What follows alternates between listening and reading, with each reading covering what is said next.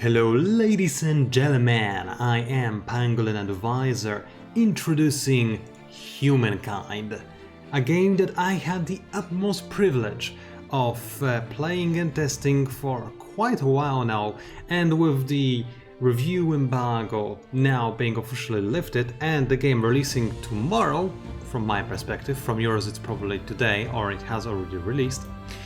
It is about time I record a video, even though it has been a long while since I did anything of the sort. But I believe that for Humankind, I just have to do it. So, what this video is going to be about is me just telling you a little bit about what this game, well, is about, and giving you a few tips, so there will be a simple tutorial for those of you who might be newcomers to the game. If, however, you are looking for some more detailed content on Humankind, such as for instance guides, strategy guides or anything of the sort, I recommend you check out my secondary channel, Pangolin Advisor, which is the channel I want to switch to. So, without any further ado, let us begin. Humankind is a 4X type of game, meaning that it is basically a strategy game where you have to expand your territory, exploit the territory that you claim, find new territories, which is exploit, and finally exterminate those who dare to oppose you. That's pretty much what this game is in a nutshell. It is supposed to let you simulate what kind of cultures could be created if, history was just a tiny bit different. We do have a lot of real cultures in this game, but they can turn into each other in a different way than they did in the real world. For instance, in our world, you could say that, oh hey, Koreans, for instance, they used to be, back in the day, there was the Three Kingdoms and unified Shilla and whatnot, so there was one culture that evolved into a different culture, and eventually it gave us North and South Korea. So all of those could be different types of cultures in the eye of, let's say, Humankind. Now, I'm not saying all of those are available in Humankind, but for instance, you could find Sweden just as easily as you could find another civilization such as ancient Egypt or Romans or Poles or pretty much dozens of others, more than dozens of others. So what's unique about this game is that you can mix them together and create something entirely unique, a nation that tells its own story just as you imagine it and as you play it. Although, yes, and I know everybody is going to compare it to Civilization series, although I will say, in my honest opinion, it is quite a bit different in many aspects to Civilization series, and this is just my personal opinion, quite a bit better as well. But without any more talking about what this game is, without showing it to you, let me just briefly show you how to play it. So, if you are a newcomer, I do recommend you check out the settings for this game. It does have a very extensive options menu, and I do recommend you check it out because there's a lot of useful things. My personal favorite, music interval duration, turn it as low as you like, because I don't like silence between music tracks, and the music in this game is amazing, so do go ahead and turn that down a bit. It's up to you though. So, with this bit out of the way, let us continue and show you a few other things. There are some extras. You could view the in-game tutorials, and you're welcome to go ahead and try those. They are very good, and you could also create your own avatar, which you can see right here. I didn't create my own AI persona, I didn't bother with it, but this is something you could also certainly do. And more than that, you can actually share your own avatar, including your AI persona, with other players if you connect the Games Together network, which is quite a nifty feature since it allows your friends to battle against you without actually being in multiplayer. It's basically they can battle against your AI persona in single player, which is quite a cool feature. Now, finally, there is the play menu, and this is something you will be most interested in. Unless you want to go for a multiplayer game, you want to play a single player game. And I'll give you my personal recommendation on what are the best settings for a rookie player that is here to learn the game. First of all, I do recommend setting the competitors to 6. You might be tempted to lower that amount, but I think that 6 is a pretty good number for your first game, as you will see not only how the AIs interact with you, but also how the AIs interact with each other. If you turn it down a little, then perhaps you might have more time to expand, but without knowing the game you might also not make the best use out of it. 6, I believe, for a start is good, together with a normal map. In regards to map settings, I also recommend that you go for 3 continents, meaning that you get 1 continent for 2 players, or alternatively 2 continents, meaning that you get 1 continent for 3 players each. Whichever one suits your fancy. If you are a rookie, however, 3 continents might be a little bit easier, since you're probably going to have to face off against just a single enemy. Also, do turn off the New World option.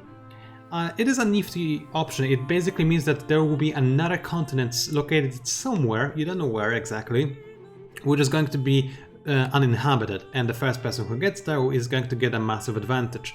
But if you are a rookie, then you might not know how to again make use of this advantage and how to be the first person on a different continent, so it might make the game a little bit harder to you. Although if you do like realism, then go for it, and it's going to add some spice to the game. Obviously, I'm telling you about the game from a single player's perspective. I do play multiplayer as well, but I know that the majority of players are going to enjoy single player. So if you are here looking for a tutorial and you're a single player type of player, then you're in the right spot. Everything else you can just leave on the default settings and it's going to be mostly fine, so just you don't need to worry about those. They let you customize the game, but you really only have to worry about that after you play your first game, and it's going to be fine. When it comes to pace, this is quite important to differentiate, because sure, if you want your games to be over fast, well, you can go for fast or blitz modes. And if you want to play the long game and you don't mind spending hundreds of hours on a single session, slow and endless is the way. It just dictates how fast your economy builds up, how fast you can raise armies, research technologies, and so on and so forth. There is one thing, however, that is not affected by the speed, and that is unit speed, ironically enough. Meaning that on Blitz, for instance, you can get to scientific discoveries extraordinarily quickly, and your units will be very, very slow in comparison. So for instance, you might send out an army of chariots at your enemy, and by the time those chariots reach that enemy, you may have already researched tanks. Not quite, that is an exaggeration, but just keep that in mind if you go for the higher speeds. I do recommend playing on normal. And I'm the kind of person who played Endless Space 2 and Endless Legend on fast, so word of advice, this is probably the most enjoyable type of experience you can get from Humankind, but each to their own. Finally, there's the difficulty setting. I play on Humankind, it's the highest difficulty there is in the game, and in my opinion it is a little bit easier than the endless difficulty in Endless Space 2 or Endless Legend. Endless Legend in particular was a little bit less forgiving with endless difficulty, especially on fast speeds. Whereas in this game, I believe that Humankind is challenging, but it's a decent nice level of challenge. However, if you are a new player, then depending on your experience with other games such as Endless Legend or Civilization, you might want to start off somewhere around Metropolis or Nation if you're a bit more ambitious. So those two will probably do you well. And if you're just more of a casual player or laid-back player and you just want to relax and enjoy the fun, Hamlet is probably where it's at.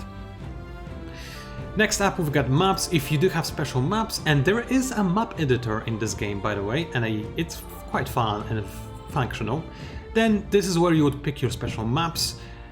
And finally, there's extra content such as add-ons, expansions, whatever. Currently the game, well, it's about to be released, so obviously it has none, but in the future you never know.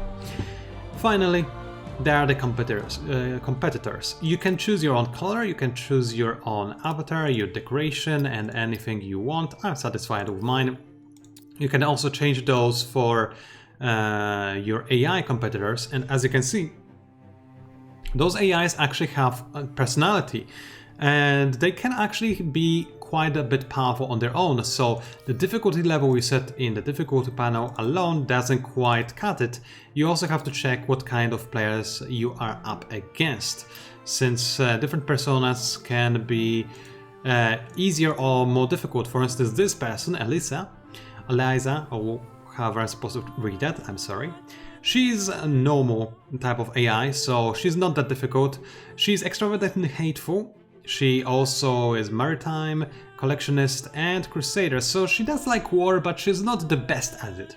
Whereas if you go for Beowulf, he's advanced, meaning that he is actually a little bit stronger. He is militarist and risk-taking, so if you have him in the game, you know he's going to pick civilizations that are going to be quite powerful. You may have also noticed something that sets this game apart from other games such as Endless Legend or Civilization, and it is the fact that you do not actually get to pick your civilization at the start of the game. That is because you start before civilizations were even a thing. You start in the Neolithic Era, where everybody was just throwing rocks at each other pretty much. And only as you progress you get to gradually evolve your civilization into a real culture. And this is the real selling point of this game. So without further ado, let me just load into the game. This is what you will see when you load your game for the first time, or rather when you start a new game, I should say. A group of hunter-gatherers stranded somewhere in the vast world, which as you can see is quite large indeed in this case, and we are playing on a normal map, a medium-sized map. There are far larger maps than that. You'll be left off somewhere, you don't know where, you don't know what your whereabouts are, and you just have to survive, which isn't all that difficult at this stage of the game, so don't worry. As I said, you are a nomadic tribe in the Neolithic Era. If you want to start a true civilization, your first task will be to gather enough food to grow your tribe, and you will need to have at least 5 units of population at this speed setting. If you choose different speed settings, this will change and you may need to have more or fewer units to actually advance to the next era. Alternatively, I could discover curiosities that make my people more knowledgeable, in which case I would actually learn more science and thus advance into the next era. And finally, I may just like bloodshed and murder animals, and then this will be enough to push me over and become a full-fledged culture. And those are the first things you should do, and you don't need to worry about anything else at this stage of the game. Just look around. You can hold right mouse button to move on the map, and as you hold, you will see how long it is going to take you to move to different areas of the map. You can move across cliffs, and your people are also not very good at crossing rivers. Once you are on a river, then you can travel alongside it quite easily, but once you move out of the river, then moving back onto a river tile is going to take away all of your army actions. Army actions dictates how many things you can do. For instance, I have 4 army actions, meaning I can move 4 tiles. Tiles are, well, those things you can see on the screen. So let's go ahead and see where this river takes us. Typically speaking, this is a pretty good place to set up a new city or a camp, but my people are starving and they need some nourishment first and foremost. I could also use with expanding my tribe to be a little bit larger. As you can see here, if I want to continue traveling, it is going to take me 2 tiles to travel by this river. That's because traveling across rivers takes some time. Alternatively, I could get off this river and start exploring the mountains over here. It's a bit risky. I'd rather stay on the river and just end my turn. And the turn ends, nothing much happens, I can just continue exploring, and it turns out, oh, there is a cliff. I should have left the river already, as I cannot climb this sheer cliff. And interestingly enough, I found some salt. My people don't know what salt is, apparently, but they can learn it. If I just enter the tile, the narrator speaks, and I found a bit of science and a bit of influence. Science is something I'll keep for the next era, and it will help me research technologies. Influence, on the other hand, will let me set up a camp. As you can see, I can claim territory by pressing this mouse button, and then I can just go ahead and raise an outpost somewhere in the forest. And I will do that right away, as soon as possible. The reason being is that in the future, this camp, after I become a proper culture, I'll be able to turn this camp into a city. And this is a pretty good place for a city. There are some mountains, there is a river, there is a prairie nearby, so there's plenty of food and plenty of industry. I didn't talk about that just yet because you don't need to worry about it, but each tile has different types of resources. FIMS for short, which stands for food, industry, money, and science. There's also influence, so FIMC, as opposed to FITSI from Endless Legend, where there was dust instead of money. And generally speaking, in Humankind, food and industry are kind of equally valuable. I'll get into the details and nitty-gritty on another channel. For now, let's just keep in mind that you do want to have a pretty decent balance and you do want to have a lot of them. So especially for your first city, you do want to have this balance to grow as fast as possible. So this kind of setup is pretty good. I actually had a very lucky start, if I may say so myself. And this is kind of what happens in the Neolithic. As you move around, however, and explore different areas, you do want to try to get to high ground because then you'll be able to see further from the high ground. And I have now discovered that there's another scientific thing to discover over there as the narrator interrupts me.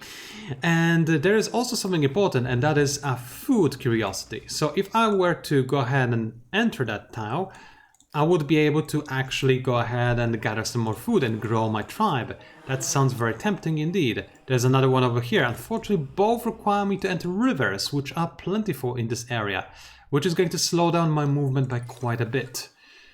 As you can see, every now and again in the game, you also get to make some special choices. At the start of the game, those choices might be small and insignificant, but over the course of the game, they do pile up and they become quite meaningful. For now, for instance, I could go ahead and have my outpost grow. Now, at this moment, it doesn't quite matter as much how many people are inside my outpost. However, as you can see, if I had at least one person in this outpost and 5 influence, I could create another tribesman. And as I mentioned, I need 5 of them to advance to the next era. It's one of the conditions. Alternatively, I can just let it grow, and this population will carry over to when I actually turn this outpost into a proper city. So there is plenty of strategy to go around. So for now, let's go ahead and go for Bountiful. Tribesman made a mistake, but he will learn. And the extra food is welcome. So I didn't mean to press that button. It is going to be quite inconvenient to move in the way I did, but such is the way of things sometimes, I suppose. Let's go ahead and enter the river tile so that I can grab this food area tile curiosity later. And this is pretty much what you do over the course of the Neolithic era. As you can see, I was able to gain a little bit more food thanks to the curiosity I found. I am trying to see if I can find any animals, because there are actually wild animals that you can hunt and extract food from, meat. And as you see, as you were able to see there for a second, there was in fact a mammoth. So a mammoth is not an easy animal to, hunt. As you can see in a battle preview, if I were to attack the mammoth, it would have the advantage. I have the combat strength of 10 as indicated on the screen, and the mammoth has a strength of 13. So it would most likely win if I were to attack it, and I would be left without any tribesmen, meaning I would most likely lose the game before I were to even start. Thankfully, mammoths are peaceful little animals. I say that sarcastically, but no, they really are peaceful. Unless you attack them, they will leave you alone, which is good for us. The same goes for deer. Deer are very easy prey. You can kill them easily with just a single unit of tribesmen. Bears are a little bit worse. They are aggressive, so if they see you, they will try to hunt down and kill you. Now, I do have another option. I could go ahead and give my tribesmen extra combat strength, which would mean that they would become most powerful, and I'll do it just for the sake of demonstration. As you can see, after I decided to, I don't remember, cremate? Did I cremate my body? My fallen Brethren, or did I do some? I don't remember. I did something, and now my tribesmen have 11 combat strength as opposed to 13 of the mammoth. So this is one of the ways that I can improve the power of my units. And it's something you should always keep in mind. After you grow your tribe, then you have an option of splitting your army. You just have to click on the unit you want to split, hold the right mouse button, let go, and now you have 2 tribesmen.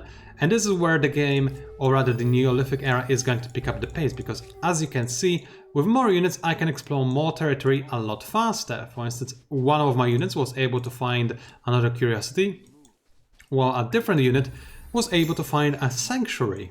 Sanctuary is basically a place where wild animals breed, and I can go ahead and loot it, and I'll earn 20 food from it. And I'll use this food to grow my tribe even further. So this is how the cookie crumbles, this is how the world rolls. I burned down some animal sanctuary, and now I have even more tribesmen. And basically this is how the game is going to continue until I advance to the next era. I could also be quite ambitious and go ahead and go mammoth hunting. With 2 tribesmen I should have what it takes to actually defeat a mammoth, so I can go ahead and start a battle. You have an option of instant resolution, which basically is an auto battle where the game is just going to tell you what the outcome of the battle is. I could retreat if I made a mistake, although keep in mind you cannot retreat a single army twice in a row. If you try to retreat for a second time, you will not have the option. You have to fight and live and face the consequences. And I can also enter a manual battle, which I'll do in this case just to show you how the combat works. In combat, you also have to take into account the area where the combat takes place. So for instance, as I deploy my units around here in the forest, there is a little icon saying that I'm crossing river. So rivers are the little things. If you are crossing rivers, then your strength is reduced. So basically you want to try to force the enemy to come to you so that they are crossing rivers and you can just set up ambushes near the rivers. Although this mammoth is also crossing rivers, so if you were to both fight on a river, the combat would be quite equal. Let's go ahead and fight it though. So there's another thing that you should take into account, and that is that there are other things that are actually affecting the combat strength of your units. For instance, as you can see, this mammoth actually moved to the high ground.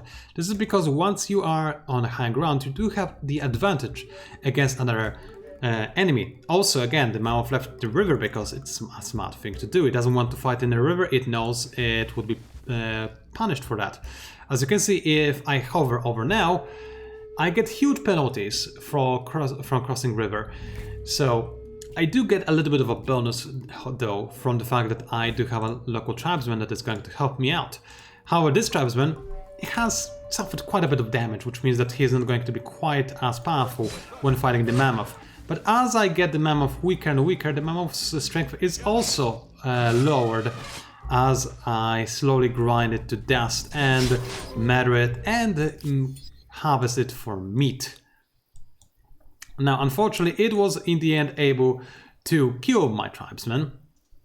Not ideal. I lost a tribesman. I didn't get what I wanted. But on the other hand, what I did is I got a little bit closer to my hunter star. I killed an animal. So there was at the very least that the animal was killed. And if I were to kill 4 more, then I would be able to advance to the next era. So this is how it goes. And there is really no need for me to continue showing you the Neolithic Era. I'll just skip forward in time until I have a proper culture to choose. As it turns out, it took me less than a minute due to a handful of curiosities that I was able to find, and I unlocked what is called an Era Star. Era Stars is what you need to collect in order to advance to the next era. That's the short story. Long story is that Era Stars are actually the thing that let you win the game. Basically, they turn into fame, and the winner of the game is not like Last Empire Standing or the first empire to go into space or discover all the technologies. Those events actually do trigger the end game condition. So for instance, if you conquer all other empires, if you are the first to land on the moon, if the world ends because of nuclear wars and pollution, all of those things will trigger the end game, but they don't mean that the player who triggered it wins. No. Instead, the player who got the most fame is the one who wins regardless of how the game actually ended. And this is how you can plan for the long game. And this is how, even if you are near the end of the game and you're about to be wiped out because of a nuclear apocalypse, it doesn't mean that you have to lose. If you created a truly famous empire for some alien archaeologists to dig up, that's enough for you to win if you got more fame than anybody else did. So this is something to keep in mind. Also, I do recommend you frequently check this panel in the top left corner because it shows you all of the other players' fame. For instance, by looking at it, I can tell that one empire already advanced to the next era because they have a number of stars to collect. And you only have one star to collect in the Neolithic Era. And when you look here, it looks like the Nubians have been taken by an AI empire.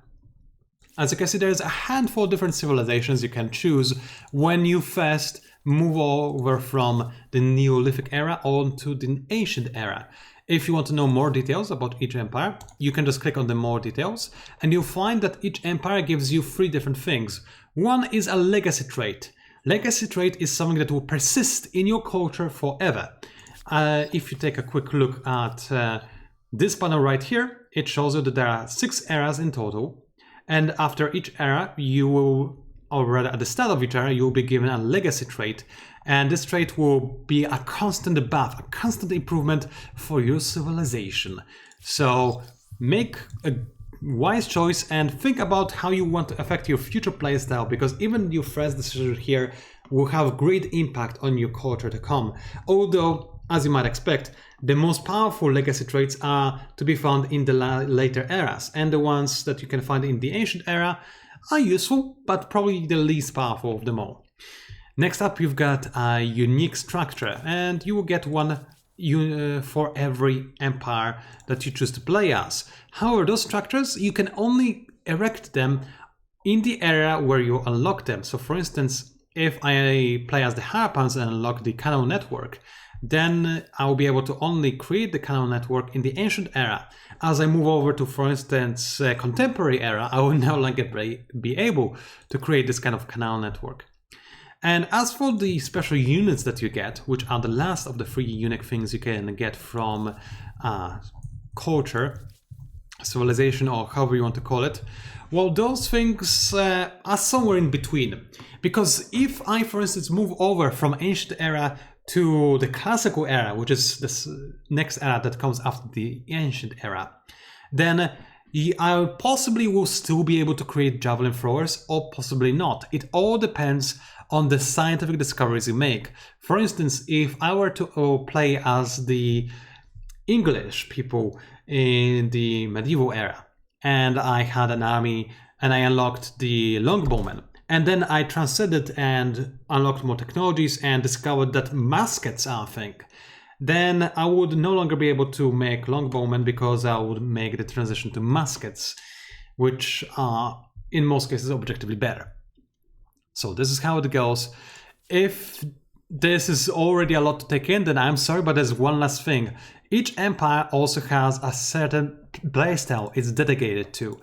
And those playstyles are temporary bonuses that only last in the era where you pick those. And there are a few playstyles that are fairly universal. There's the expansionist playstyle, which is, you can see the benefits it gives you, and it basically rewards you more fame when you expand. I'll elaborate on that in a second. It also gives you some special actions as well as special bonuses. For instance, as you can see, the expansionists people can always trespass, meaning that even if somebody wants to close borders to you, you can ignore that and you can trample all over their backyard if you so choose. There's a scientist that loves their science, the builder, which is very good, well, at industry, which is useful in making not only structures but also units. There are the agrarian, and they're great at raising more people, which also is very good at warfare. So if you feel that the Harpans are peaceful, you know, having a lot of food and a lot of people, turns out it's great for war. So actually Harpans, underappreciated warmongers, 10 out of 10 would recommend if you want to kill people. Alternatively, you can also play Hittites, which are dedicated militarists, so they actually do have extra abilities that benefit them when they try to fight others. They also have such things as Celeste for War, which makes their units quite a bit stronger. Mysians, again, militarists. Olmecs are Aztecs, they care about influence, and influence is used for several different types of actions. For instance, electing civics, which allow you to improve your empire further, or merging two cities into one giant megalopolis, and so on and so forth. And finally, there are the Phoenicians and Zoo. They also are Astids, but Phoenicians care about money. They are merchants, so they just make that money. You will need money to upkeep your military, and also you can use money to quickly buy buildings or units faster than you would be able to otherwise build them. And also pay other players for trading, and so on and so forth. There's a lot of use for every resource in the game. I'll not go over every single one because it will take too long. For now, I'll pick the hairpans because why not? You can see a preview of how my avatar would look like if they were a hairpan people. And I'll say that yes, this is the culture I want to be. I press confirm and the narrator talks. They left few remains. Please show us what they might have done. Alright, a new era. I can now build my first city, so all I need to do is go to the outpost I created and I can evolve it into a city, and it instantly becomes a city. If I were to create more outposts, it will be quite a bit more difficult to create an outpost into a city. I will need to have a lot of influence stockpiled to turn an outpost into a city, and I also need influence to create more outposts. As you can see, this action is locked. I need to have at least 5 influence to do it. And the further away you are from your capital, the more influence it costs you to create a city. As you can see, there are spheres of influence in each region.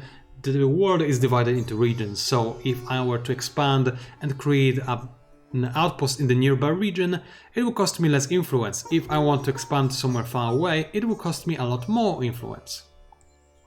Now, there's a lot of things to talk about in regards to cities. But don't worry, I'll give you a short version, as short as possible at least. So, for instance, there are 2 types of structures you can create. There are infrastructures, which are basically a simple buffs. After you build them, you get the benefits of those, and they work forever, and they basically are straightforward. However, there are also districts, and districts are actually built on the map. And they are easy at first. For instance, if I want to place a farmer's quarter, the game will tell me that this is the best spot because it gives me extra 7 food. I lose out on a bit of industry because I dedicated more land for farmland rather than actually using the industry I get from it. And I lose a bit of stability, that's the extra icon. Stability basically dictates how happy my people are, and the happier they are, the more good events I get. You already saw an example of events in the Neolithic Era. If your stability is high, you get good events. If it's low, you get bad events. You basically want it as high as possible. So keep that in mind. I could also instead go for an industrial quarter and just place it somewhere here. I do not lose out on any food if I were to do this, so there is an argument to be made here between choosing to go for food over industry. But I could say that, okay, I don't have a lot of food, I want to boost that, my industry is fine. So I could do that. There is also the canal network, which is my special structure, in this case rather district, which I can go ahead and erect. And as you can see, I can also place it somewhere. The game recommends, again, I place it in the same spot as I would a farmer district, and it gives me more food than a farmer district would. So it is quite a bit powerful, as you can see, but it can only be built once per territory, because it is a unique district as opposed to farmers' quarters, which I will be able to build plenty of times. So for instance, let's say I want to create this one, it will take me 5 turns to build. Now keep in mind that districts often have adjacency bonuses. So for instance, if you place 2 farmer quarters next to each other, they will give me more food than they would if they were far apart. So adjacency bonuses, always something you have to keep in mind. Also, you get no bonuses for territory that is outside of a region, but you can merge 2 regions to create one larger regions. I'll show that later. So, I already queued up my production, and that is nice. I could also train some units, and the units are an interesting thing because they not only cost you industry and take time to build, but they also cost you population.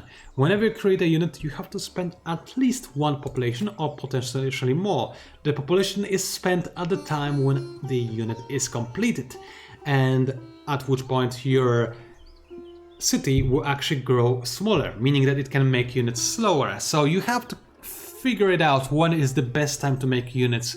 You don't want to make units at the start of the game, just wait until you need to have more units, be it scouts or units for war. Just don't overdo it and don't wait too long. If you see a neighbor that has war elephants, it might be a good idea to start investing in some proper military. Finally, there are public ceremonies. They basically give you an instant boost that is just a one-time boost and then it's gone. And if you need it, then sometimes it will give you some sort of benefit. For instance, if you are starving and you have a lot of industry, then maybe you go for a feast, which is going to help you out mitigate some of the weaknesses of your city. So this is something to keep in mind. Personally, I rarely use public ceremonies. I find them to be a bit meh. I'd rather spend the industry on actually improving the economy of my city by building more districts or potentially infrastructures. Finally, you can also manage your population and you can tell them to work different jobs. As you can see, my city right now has 2 people in it. And I can tell them that first it's, hey, I really like science, let's work science. I don't care about making canal network. Or I could say, hey, I really want this canal network to be done as quickly as possible. I want both of my population to work on it as soon as possible. Or maybe I want to have next population as quickly as possible. And I assign my people to this. It's a matter of balancing things out and seeing where you can gain the biggest increase in how long something is going to take. And I can see that the most optimal might be to put somebody on the food and somebody on industry for the time being.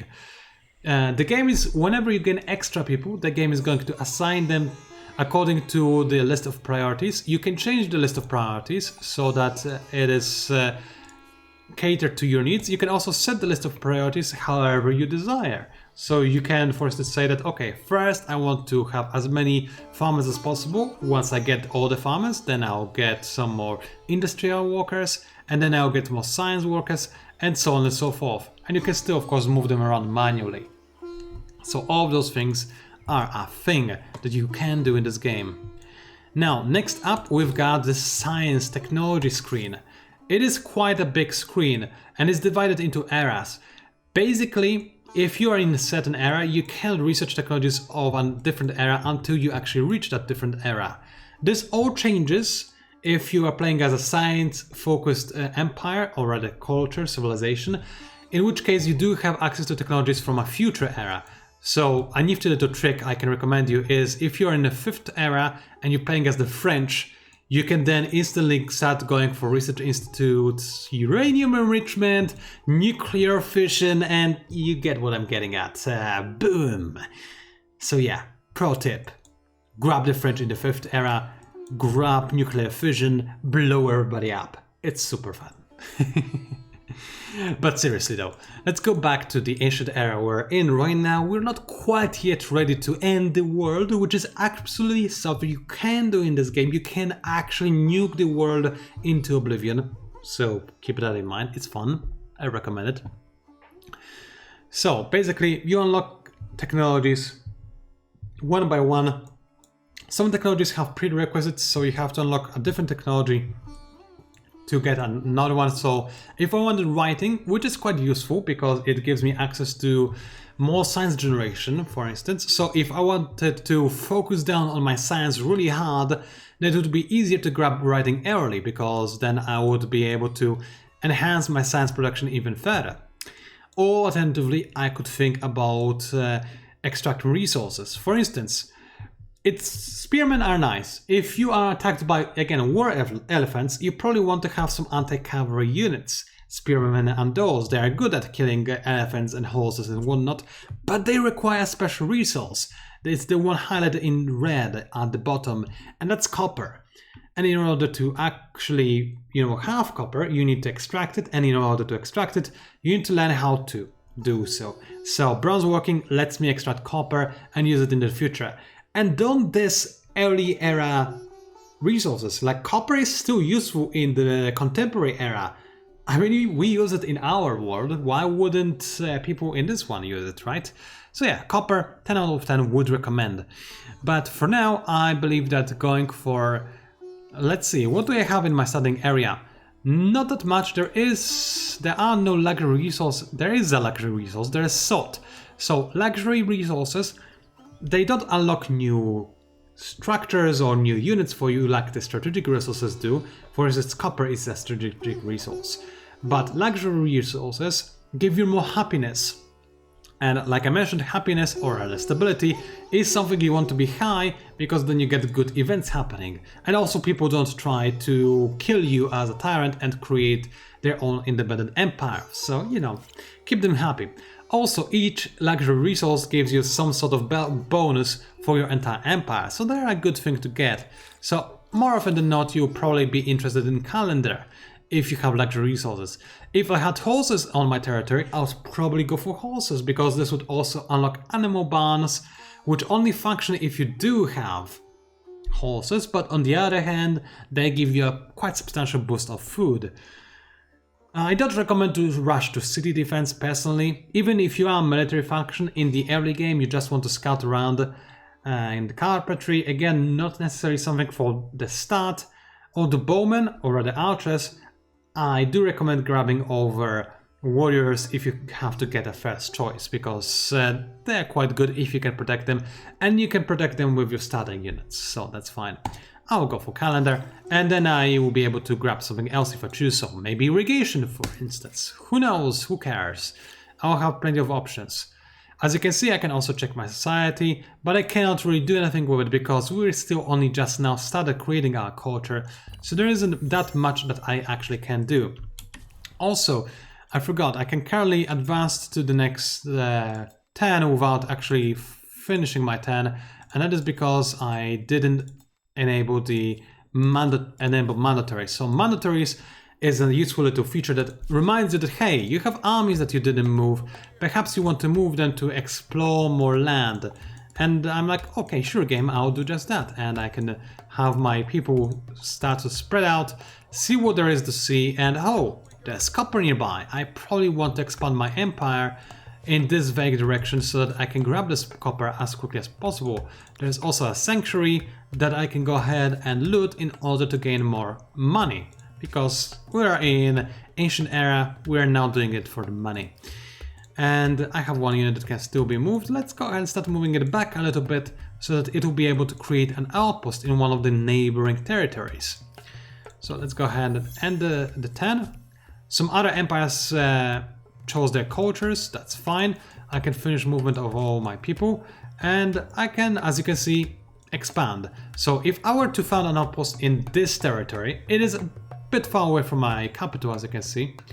Actually, no, it isn't. It is directly adjacent, so it would only cost me 10 influence. If I wanted to establish an outpost in a different territory that is further away, it would cost me 6 times as much. So you definitely want to try and take baby steps with those kind of expansions.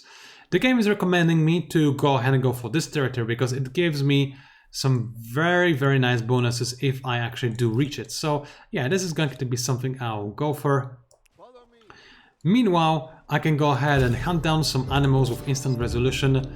Nice, easy victory, and this gave me a little bit of gold in this case that I'll be able to use to, I mean, do whatever. I'm not sure what I want to do with it just yet. It's a game of endless possibilities. Endless, see what I did there? So it's just a matter of seeing what your options are in the early game and just expanding and seeing what the game has to offer for you. You can go ahead and create more outposts and grow your empire and so on and so forth.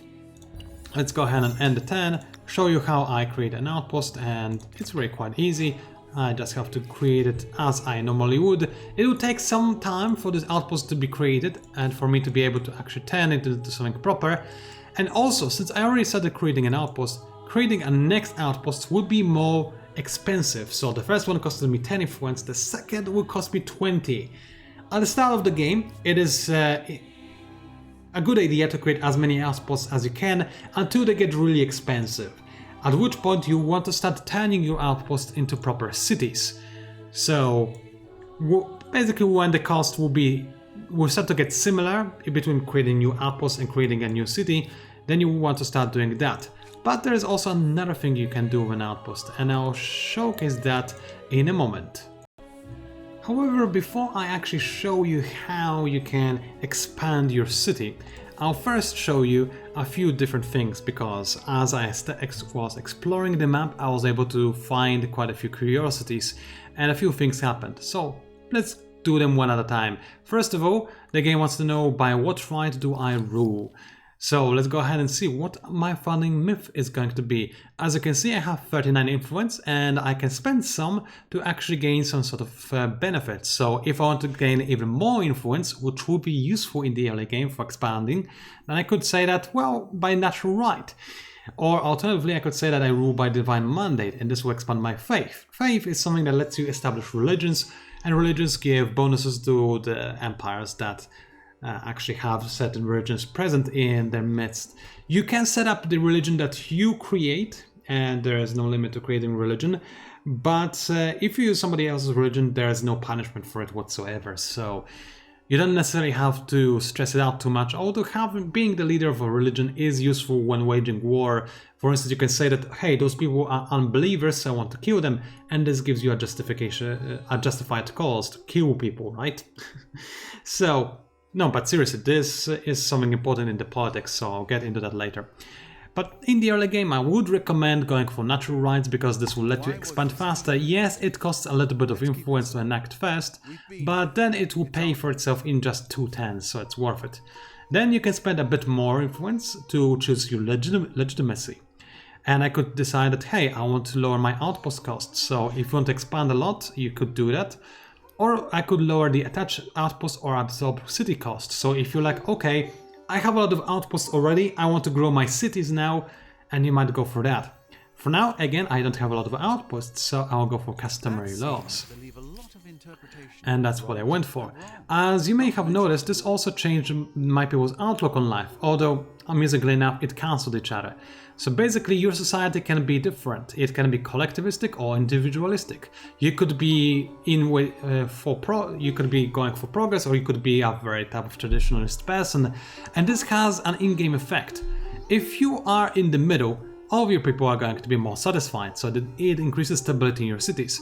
The more you go into the extremes, the more the benefits will change. You'll get less stability, but if you like progress, you'll get more science. If you like tradition, you'll get more faith. It's basically how it works, and there are different benefits for every kind of ideology axis. So keep those in mind, and this was just one thing I wanted to show you. The other is that there are wonders to be discovered. For instance, the Great Barrier Reef. I discovered it not too long ago, and as you can see, my fame has increased. I am still third place, but I have 70 fame, even though I haven't unlocked any special stars as of yet.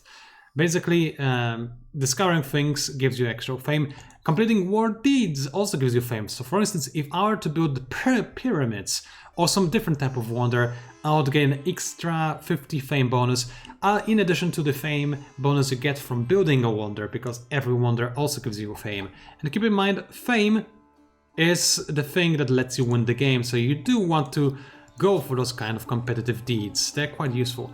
Finally, I found the Assyrians. After finding them, I can decide to talk to them. So as you can see, there's a guy, he's talking over me.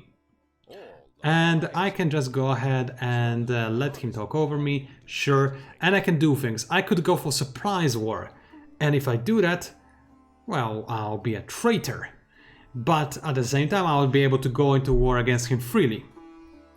I could propose alliance to him, something he would undoubtedly reject. I could go for a treaty, so for instance, hey, maybe I want to share maps with him, or I don't want to be enemies with him. I could suggest a pact. And he says, okay, yeah, that sounds nice if I pay him. And I could be like, yeah, sure, I'll pay him. And this will make him like me more, and I'll be able to see what he sees. So that's nice.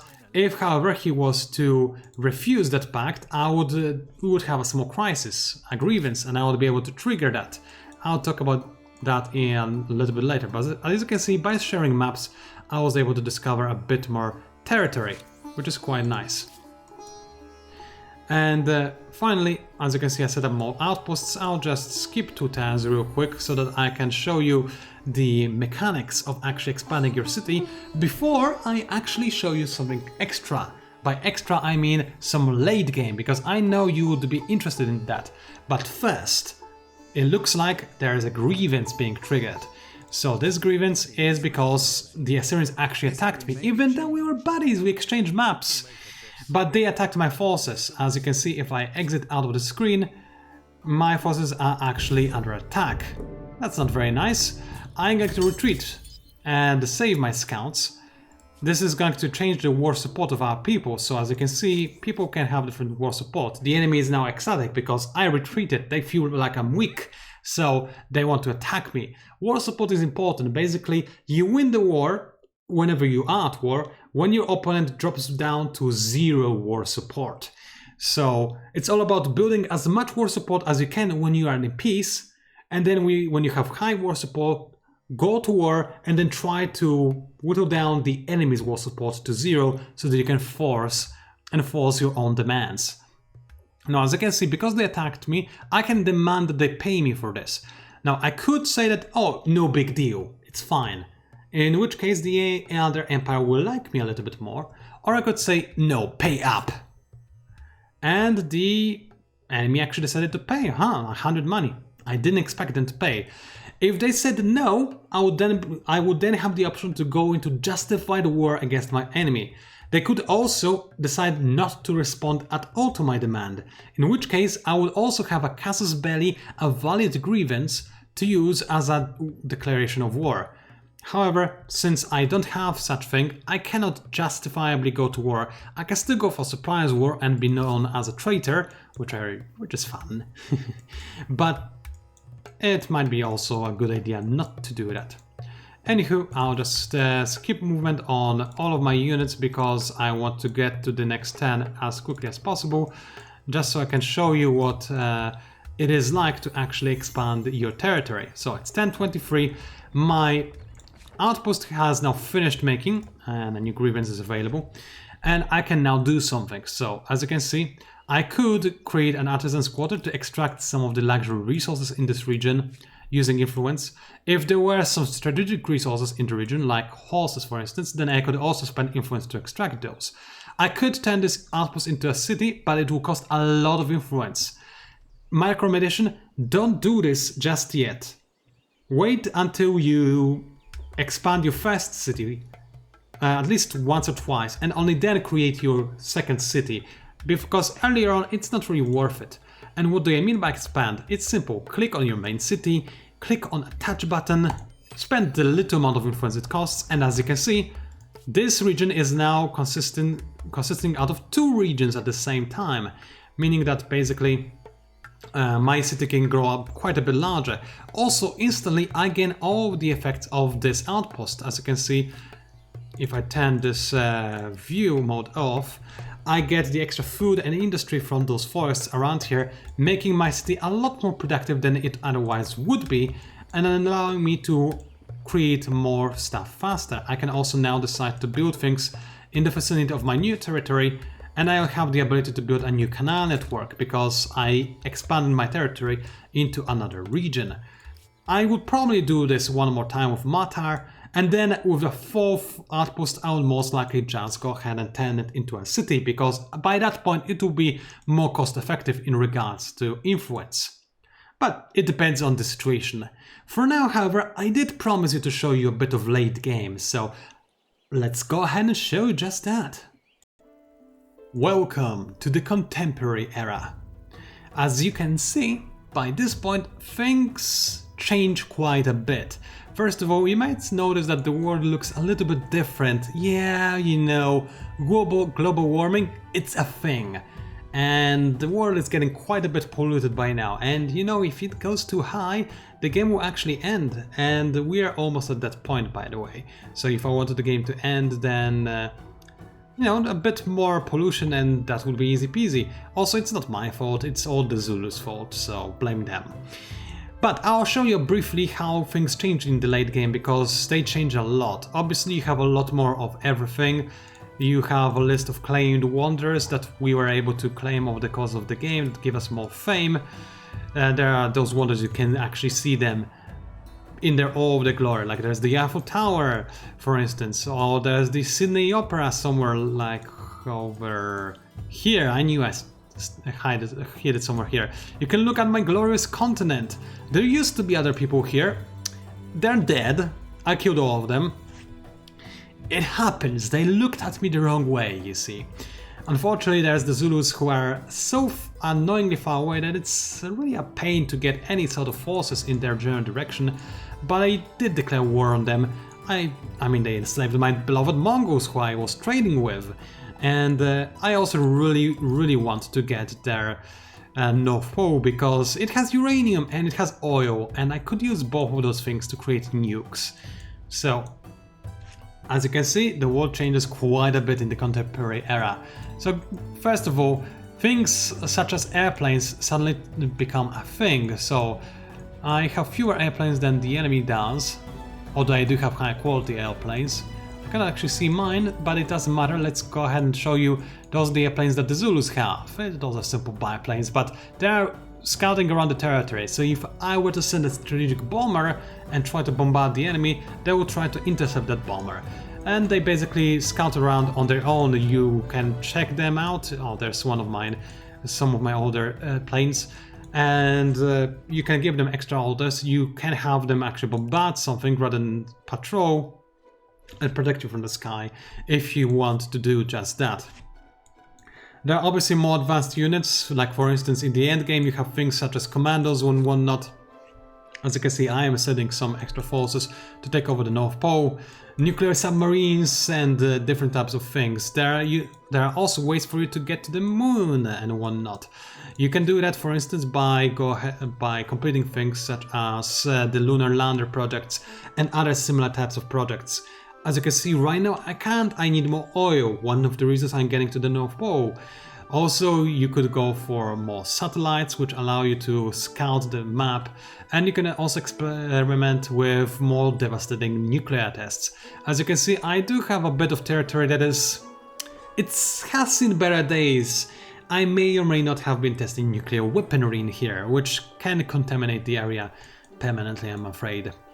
Whenever you also pollute, there are different types of pollution. There's the global pollution, which can end the world, but there's also local pollution, which has effects in addition to those of the global pollution. And you can also track what generates pollution in your area and how you're combating it. So, for instance, I was very green this game, I would like to point out, actually. So I was avoiding such upgrades that would actually generate pollutions. For instance, if I wanted to go for things such as, well, museum isn't very polluting, but if I wanted to go for factory farming, well, this generates pollution, but it is also a very good way to generate a ton of food. So there's a give or take kind of mechanic over there. But also I have completed things such as, for instance, wind farms, which actually lower the pollution I generate. So all of those things can help you balance out pollution, and you probably want to balance it out,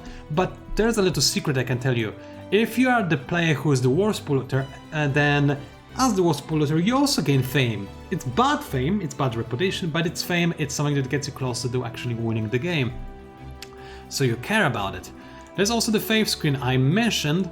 I didn't get to show it to you in the Ancient Era just yet, but basically I created my own religion. I could rename it if I so chose.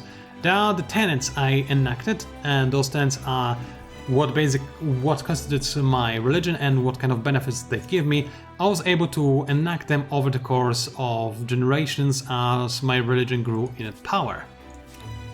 As you can see, I have quite a few civics, but I don't have all of them unlocked, even though I'm about to end the game.